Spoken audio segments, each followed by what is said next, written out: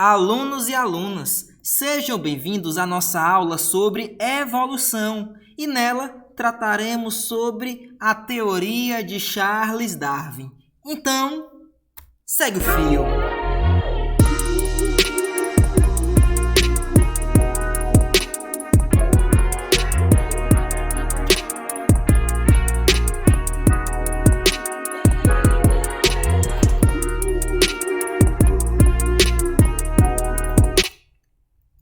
O Darwin, ele é de uma família de cientistas e estudiosos. O seu avô, por exemplo, Erasmus Darwin, era um grande cientista, um grande naturalista da sua época. O filho dele e pai de Charles Darwin era um médico muito reconhecido na Inglaterra e por isso pediu que Darwin também fosse médico. Ele iniciou medicina, mas achava os processos médicos muito torturosos e muito desumanos. Por isso, ele não gostava de medicina. Aí ele desistiu do curso e foi se formar como clérigo em Cambridge para assumir uma paróquia local. Lá, ele conheceu vários professores de várias áreas, que hoje é biologia, mas que antes era ciências naturais, ou seja, ele era naturalista. Então, ele conheceu vários professores de botânica, de zoologia, que era o que ele gostava. Tanto é que ele tanto gostava disso que o principal hobby do Darwin, inclusive na faculdade ele faltava aulas, era para quê? Para ficar colecionando insetos. Ele adorava fazer isso. E ele, de imediato, fez amizade com o botânico Henslow. E o Henslow trouxe para ele um presente incrível. O Henslow era professor de onde ele estudava, de Cambridge, e o Henslow foi convidado para ser o naturalista de um barco que iria conhecer várias partes do nosso mundo. E o nome desse barco é Beagle. E nesse barco, o botânico Henslow ele não aceitou, porque, claro, ele não podia, e indicou Charles Darwin, que na época era um recém-formado. Então, Charles Darwin pegou a oportunidade e aproveitou. Então, a viagem do Beagle, veja aqui nesse mapa, os vários locais que o Beagle visitou, inclusive aqui nós temos destaque para as Ilhas Galápagos, mas América do Sul, Inglaterra, África, Austrália, enfim. E o mais interessante dessa viagem é que ela durou cerca de 6 anos, onde Charles Darwin, que era um grande cientista, anotava basicamente tudo que ele via. Então, ele teve um material escrito muito bom posteriormente à sua viagem. E ele teve várias observações nessa viagem, que foi um dos eventos mais importantes de sua vida, segundo o próprio Darwin. E, inclusive, eu quero destacar para vocês os tentilhões, que foram pássaros que Darwin também observou nos seus estudos ao conhecer outros locais como a Ilha Galápagos. Ele falou o seguinte: apreciando esta gradação e esta diversidade de estrutura em um grupo de pássaros pequeno e aparentado intimamente, pode-se imaginar realmente que, a partir de reduzido número de tais aves nesse arquipélago, uma determinada espécie tenha se modificado com finalidades diversas.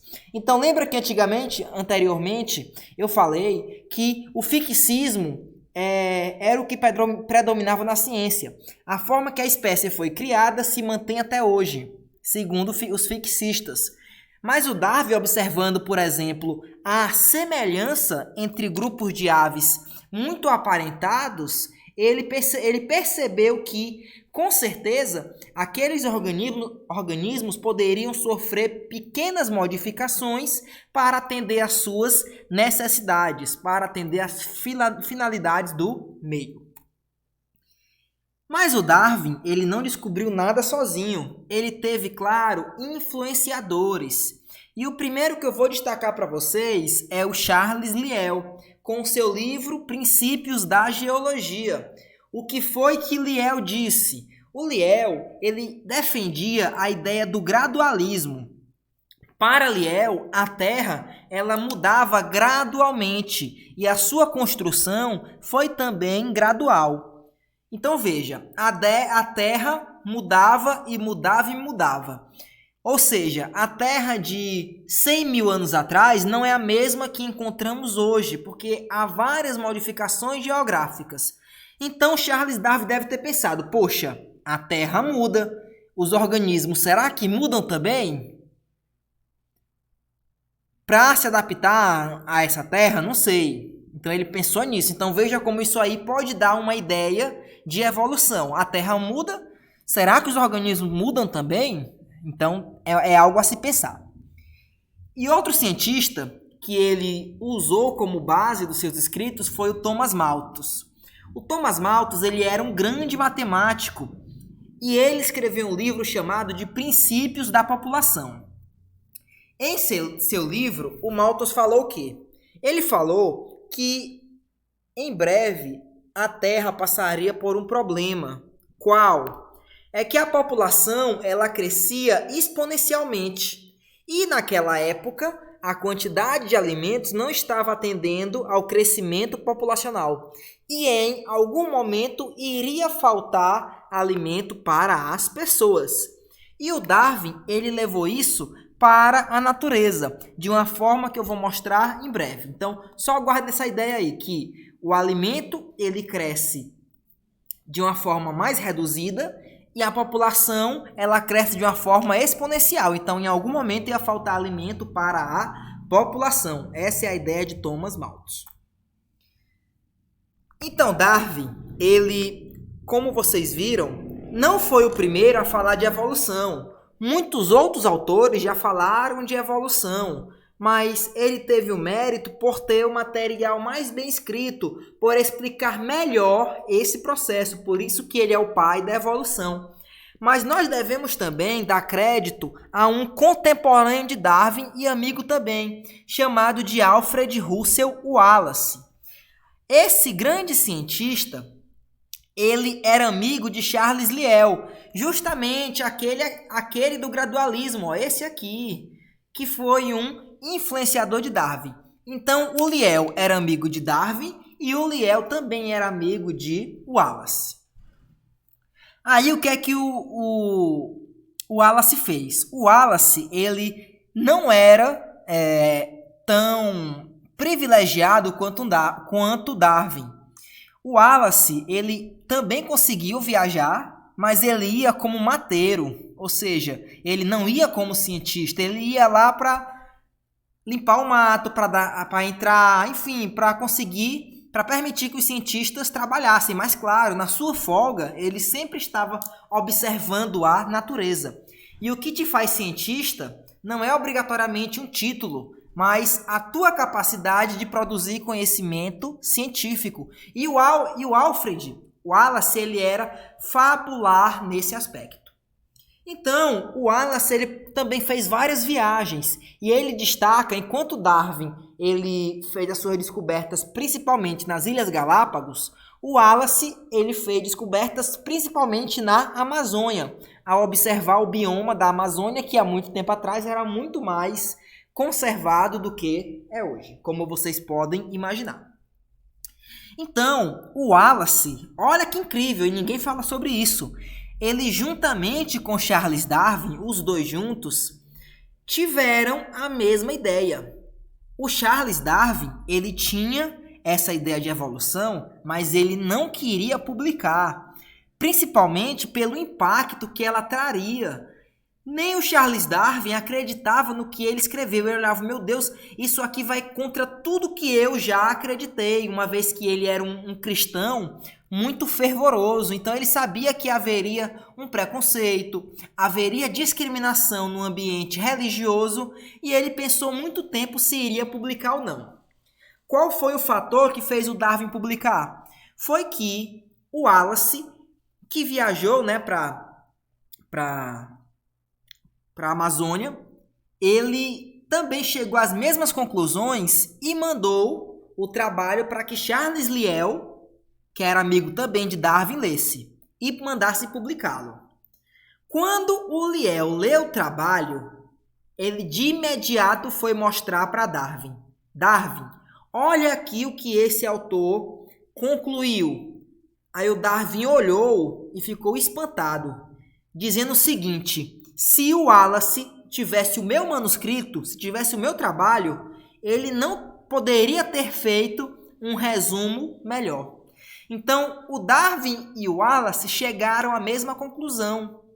Por que o Darwin é o pai da evolução? Por que ele é considerado? Porque, primeiro, o Wallace ele não tinha muitos recursos e também não teve muita sorte, uma vez que suas evidências da evolução foram destruídas na viagem porque o seu barco pegou fogo. Então, tudo que ele coletou de material para provar a evolução foi destruído. Dessa forma, o Darwin tinha um material muito mais consistente, muito mais sólido, que é o seu livro Origem das Espécies. Mas, então, por isso, como os dois tinham essa ideia, os dois publicaram juntos o trabalho chamado Uma Tendência de Formação de Espécies Variantes, Perpetuação de Variedades e Espécies por meios naturais de seleção. Então veja aqui, os autores por Charles Darwin e aqui Alfred Wallace. Então os dois publicaram juntos o resumo. Lembrando que isso aqui foi um resumo em 1858. O trabalho de Charles Darwin foi publicado um pouco depois de muito esperar, de muito melhorá-lo, ele publicou A Origem das Espécies. Então, as ideias de Charles Darwin e de Wallace, elas podem ser evidenciadas aqui nessa foto. Observem aqui. Primeiro, vamos apontar lá aquele fato que o Thomas Malthus apontou. O crescimento de uma população, caso não tenha uma resistência no meio, ele é, acompanha aqui a setinha, exponencial. Ou seja, ele vai sempre duplicando de forma exponencial, é um aumento enorme. Só que as populações, elas não crescem de forma exponencial. Elas geralmente crescem com um tamanho delimitado pelo meio. Porque, por exemplo, o besouro, vamos pensar aqui no besouro. Sabemos que o besouro ele poderia crescer exponencialmente, mas não tem essa quantidade de besouros como ele poderia ter. Por quê? Porque, como Darwin percebeu, muitos organismos não deixam descendentes. Mesmo que ele possa crescer de forma exponencial, mas muitos eles vão ser eliminados antes de deixarem os descendentes. Por isso que a população não vai crescer de forma exponencial. Segundo ponto, organismos eles diferem entre si. Inclusive organismos de uma mesma espécie. Veja, aqui nós temos dois cavalos, um é marrom e o outro é branco. E essa diferença pode não estar somente no visual, somente na parte visível, mas também está relacionada a fatores de adaptação. Então veja, sobrevive aquele que apresenta características relacionadas à adaptação.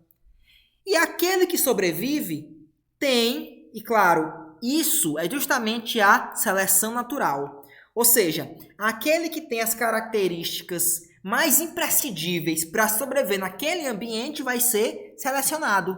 E aquele que não tiver a característica vai ser eliminado. E veja, esse que teve a característica, esse que sobreviveu, ele agora tem a chance de deixar descendentes. E esse descendente, observa, ele tende a ser mais adaptado. Por quê? Porque ele guarda o DNA daquele organismo que estava mais adaptado àquele ambiente. Então, há uma tendência à melhora, ok? Então, para finalizar, as ideias de Darwin defendem a ancestralidade comum, ou seja, todos os tentilhões lá que nós mostramos, eles tiveram um ancestral comum que foi variando de acordo com as necessidades do meio. E, claro, a ideia de seleção natural, defendida tanto por Darwin quanto por Wallace. O que é isso? É o preceito em virtude da qual uma variação, ou seja, uma diferença, por mínima que seja, se conserva e se perpetua se for útil. Então, se a característica nova ela é útil, ela vai se perpetuar. Se ela é inútil, ela vai se perder. Então, assim, sempre mais aptos são formados no processo, mais adaptáveis, animais mais adaptáveis, plantas e organismos em geral. Então, qual a diferença da ideia de Lamarck e de Darwin?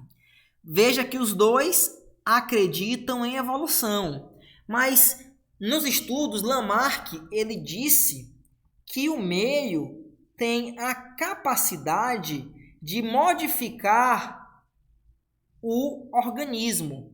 Então lá, o que vai causar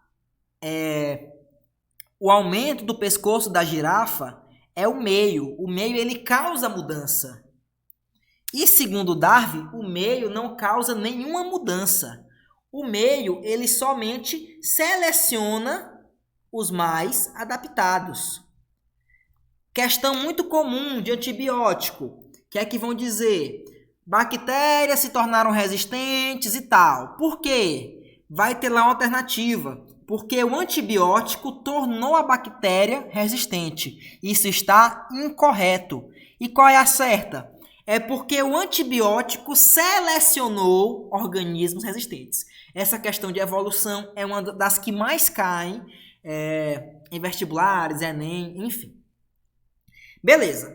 Agora o Darwin ele deixou uma lacuna em sua teoria. Qual foi?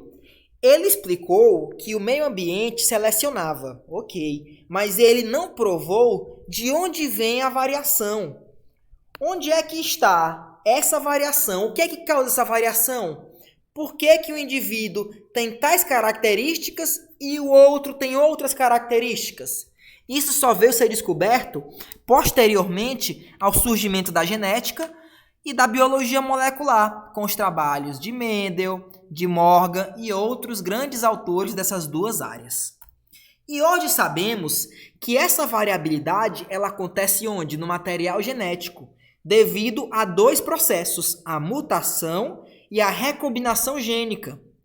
A mutação é uma mudança no teu DNA, inclusive a mutação muitas vezes pode causar câncer nas pessoas. E a recombinação gênica é aquele eventozinho chamado crossing over que acontece lá na tua meiose, na formação dos gametas.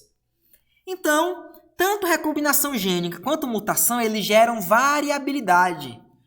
Qual a importância de variabilidade? É igual a historinha da loteria. Se tu tem somente uma cartela, a chance de ganhar é pequena. Agora, quanto mais cartelas tu tem, matematicamente falando, mais chances você tem de ganhar esse jogo. Concordam comigo? Então funciona assim. Quanto mais característica, quanto mais variabilidade uma espécie tem, maior chance dela resistir a uma praga, a um evento novo, enfim, por isso que é importante a variabilidade. Então, o meio, ele não fez isso aqui, o meio não gerou variabilidade, como disse o Lamarck. O que gerou variabilidade foi a mutação e a recombinação gênica. Agora, o que é que o meio fez? Selecionou. Esse aqui não era bom para o meio, foi eliminado. Esse aqui ficou, ok, deu certo com o meio. Esse aqui não. Esse aqui não.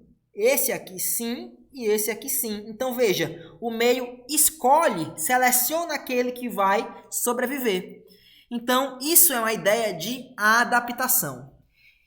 E essa ideia nova, juntando tanto os preceitos darwinistas quanto essa ideia de mutação e recombinação gênica, tu chama de neodarwinismo, que é a teoria da evolução hoje amplamente aceita no mundo científico. Então, querido aluno, querida aluna, espero que tenham gostado e até uma próxima.